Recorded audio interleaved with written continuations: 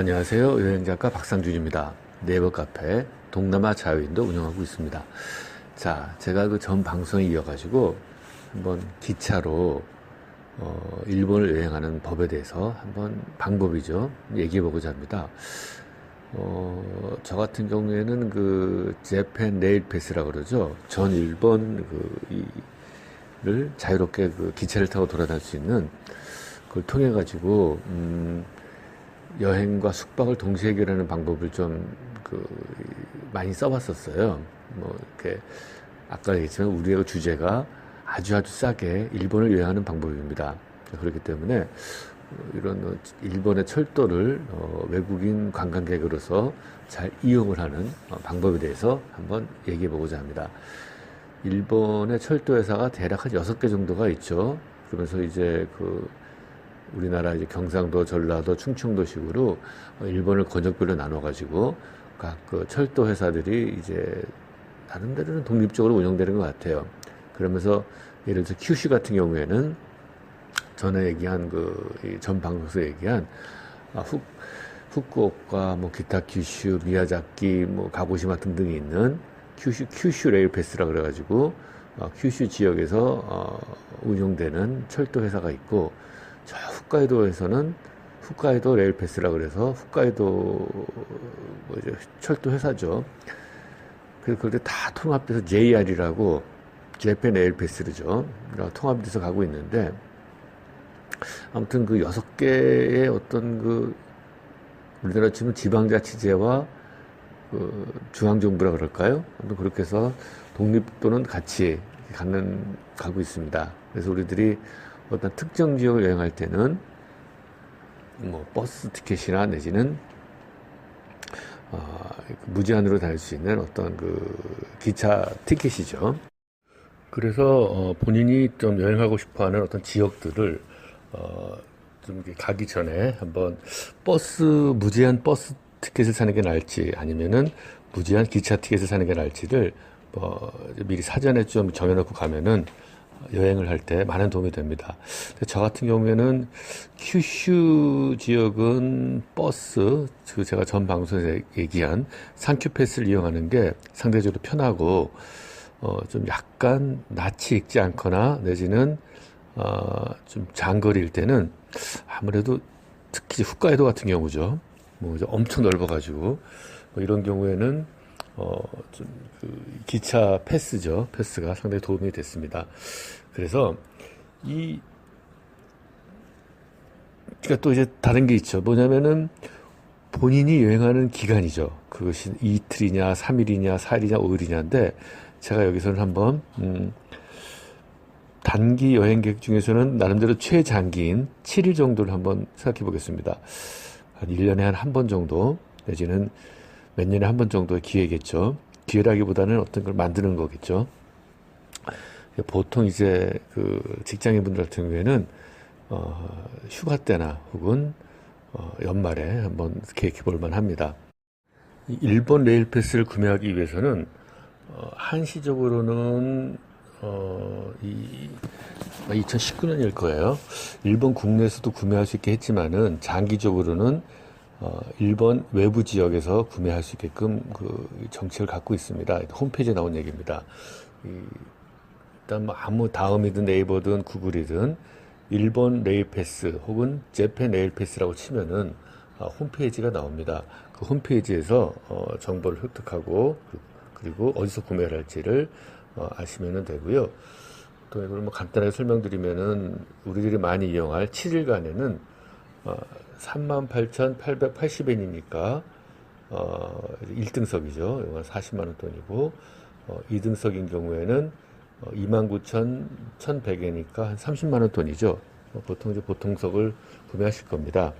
한 30만 원 정도의 7일 동안 일본의 아주 남쪽 사쿠라지마라 그럽니다. 큐슈 지역에 가고시마, 사쿠라지마서부터 홋카이도 북쪽까지 신칸센을 포함해 우리나라 KTX죠. 신칸센을 포함해서 무제한으로 왔다 할 수 있는 티켓입니다. 지금이야 일본의 관광객들이 막 엄청나게 오지만은 지금 일본 같은 경우에는 좀 관광객 유치 차원에서 과거서부터 요 7일 동안 무제한으로 일본의 철도를 여행할 수 있는 패키지를 만들었습니다. 그러면서 이제 또 이제 보면은 참 재밌는 것 같아요. 일본 전역도 관광객 유치를 하지만은 일본 각 지역들, 우리나라 지역면은 이제 현이죠. 경상도, 뭐 경상 전라도식으로 큰 지방자치정부사체에서도 관광객 유치를 하면서 그 지역 내 조그만 우리나라 치면 군 단위에서도 참 관광객 유치를 위한 많은 진흥책을 많이 씁니다. 그거 보면은 지방자치가 좀 발달되면서 어떻게 하든 간에 어떤 수입을 올리기 위해서 노력들을 해주는 거죠.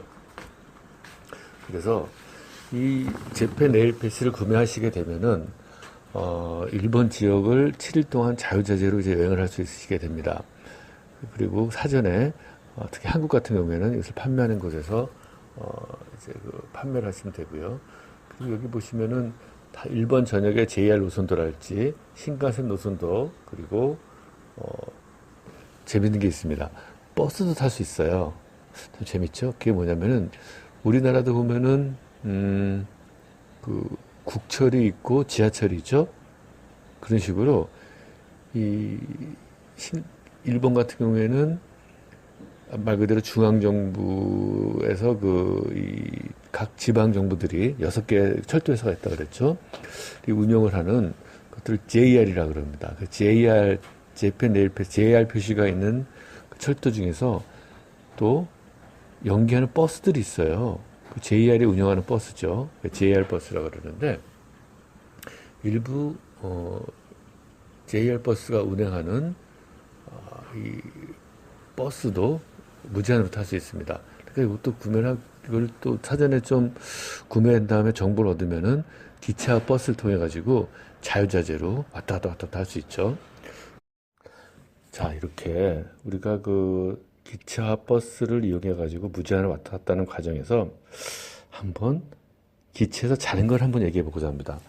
우리가 7일 여행한다면은 뭐 가고 오는 거 이틀 하면은 또 숙박비가 절약되는 거 아니겠어요? 아니더라도 좀 일본 전역이 워낙 넓잖아요. 제가 만약에 일주일을 목표로 한다면은 아마도 구슈 제일 밑단, 즉 그 사쿠라지마 화산이랄지 여러 가지 아무튼 일본의 가장 남단에서 홋카이도까지 한번 쫙 일본 전역을 우리로 치면은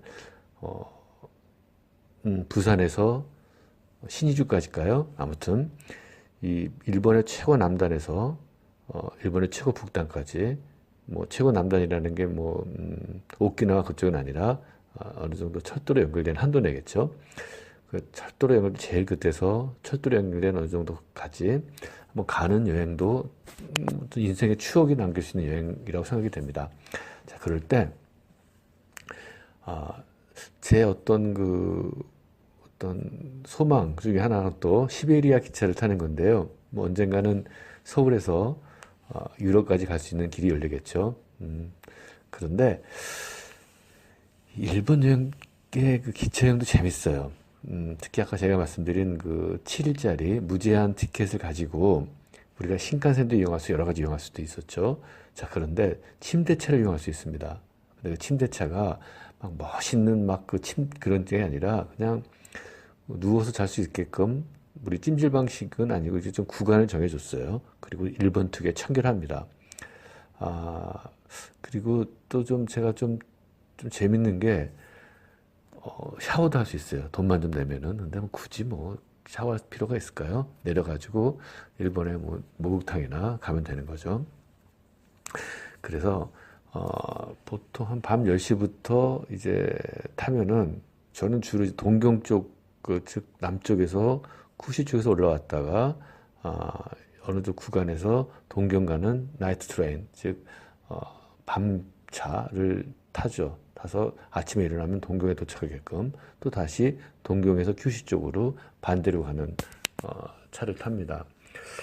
제가 이 빠른 시간 내에 네이버 카페에 어떤 이런 제가 루트를 설명드릴 거예요. 그런데 그 네이버 카페에 방문을 해가지고 심야 기차, 침대 기차 칸을 보면은 더 이해하기가 쉬울 겁니다. 하지만 방송에서는 제가 이제 말씀드리면은 이 일본의 이즈모라는 어떻게 보면은 본섬 쪽이 약간 위쪽에 있는 거예요. 이즈모에서 오카야마 또 오사카를 거쳐가지고 도쿄까지 가는 왔다 갔다 하는 심야 기차입니다.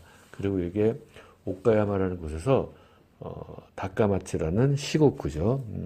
그 곳까지 갈 수 있게 또 돼 있습니다. 즉, 갈 때 갈 때 하룻밤 자고 또 어느 정도 있다가 동경 거쳐서 동경에서 북해도로 쭉 여행하고 북해도에서 동경 와가지고 좀 있다가 동경에서 또 갈 때를 하룻밤을 기차 안에서 보내는 그렇게 하면은 이틀 밤을 잘 수 있죠. 그래서 인터넷 쳐도 됩니다. 이 기차 이름이 그러니까 이즈모까지 가는 거를 선라이즈 이즈모라고 합니다. 이즈모에서 동경까지죠.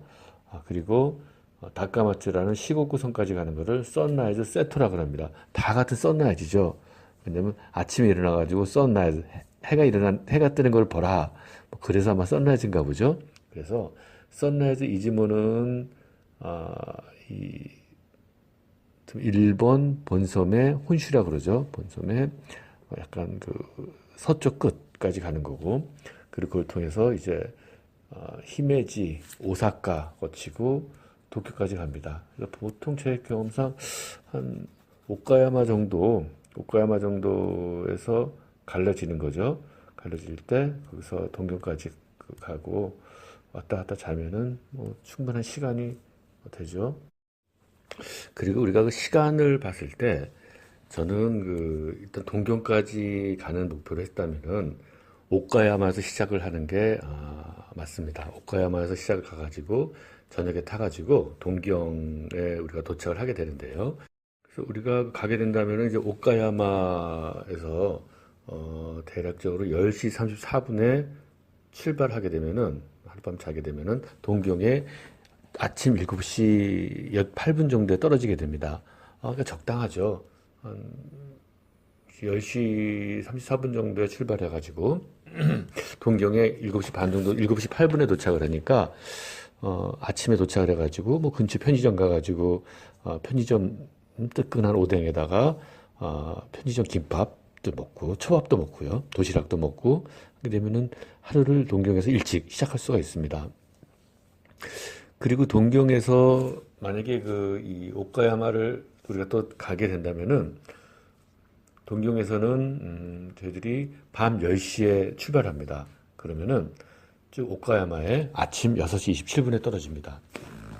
물론 중간에 우리들이 뭐 다른 곳도 뭐 갈 수도 있겠지만은 오카야마 같은 거를 어떤 동대구 정도로 생각하면 되겠네요. 그러니까 서울에서 동대구까지 가서 동대구에서 약간 우리가 부산을 갈 수도 있고 또 창원, 진주로 갈라지잖아요. 그런 식으로 어떤 오카야마가 갈라지는 어떤 기점이죠. 그래서 일단은 제 경험상 큐슈 쪽에서 쭉 올라와서 오카야마까지 가고 오카야마에서 밤기차를 타고 동경까지 가는 그런 코스를 잡게 되면은 알차게 또 기차여행을 할 수 있습니다. 동경 도착을 해서도 그러니까 쉽게 말해 큐슈에서 쭉 가서 오카야마까지 가고 오카야마에서 밤차를 타고 동경까지 간 다음에 동경 아침에 동경 구경을 좀 하시고 그리고 바로 이제 기차를 타고 동쪽으로 가도 되고 서쪽으로 가도 됩니다. 그렇지만은 동쪽으로 갈 경우에는 저 같은 경우에는 센다이라 그러죠. 후쿠시마 터진 곳이죠. 어떤 핵발전소 터진 곳이죠. 저는 굳이 센다이 쪽에 구경할 게 많더라도 그쪽은 그냥 신칸센을 타고 쑥 지나가는 거로 지나간 다음에 더 북쪽에 홋카이도 쪽에도 볼 게 많이 있습니다. 그래서 제가 다음 기회에는 한번 다음 기회는 바로 다음 방송이 아니라 다음 기회는 한번 홋카이도 여행도 한번 좀 소개를 해보려고 합니다. 그렇게 되면 우리가 일주일 동안에 저 따뜻한 남쪽 큐슈 지방에서 동경을 거쳐서 저 추운 북쪽까지 다 경험할 수 있습니다. 그러면 일주일이 금방 갈걸요. 그래서 이번에는 저희들이 일주일 동안 한 이틀 정도는 기차에서 자는 어떤 코스를 제가 소개해 드렸습니다. 그러면 제가 다음에는요, 한번 일본에서 싸게 자는 방법에 대해서 한번 얘기를 해볼까요? 한국보다 훨씬 싸게 자는 방법이 있습니다. 네, 다음 시간에 뵙겠습니다.